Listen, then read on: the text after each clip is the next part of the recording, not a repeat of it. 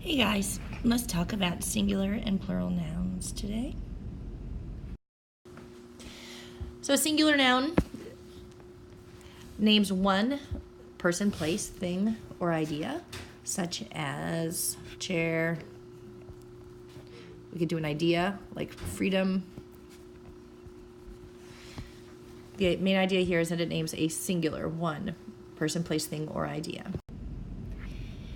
A singular noun names one person, place, thing, or idea, such as chair, or an idea, such as freedom.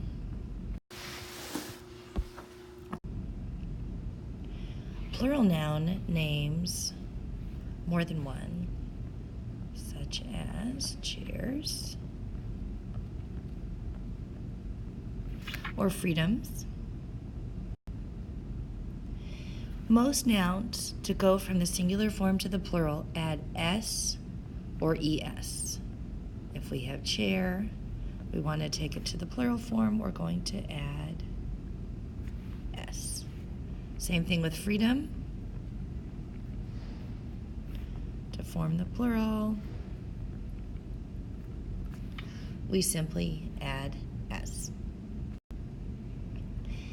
However, the spelling of some nouns change when es is added. For example, sky. We want to talk about the skies. We're going to change the y to I and add es. Or if we have the singular form of wolf and we want to make it plural, we will have wolves. These are exceptions to the rules, and you just have to learn them. They're irregular plurals, and you just have to memorize them.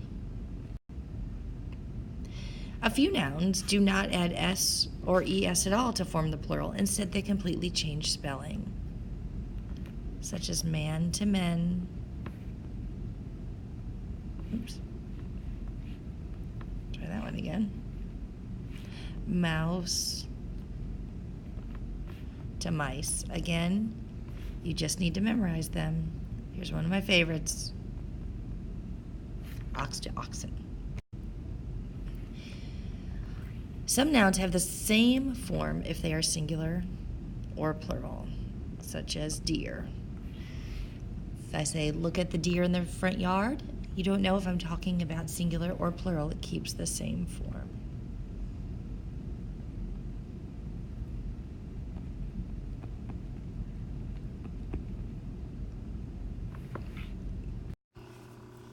All done.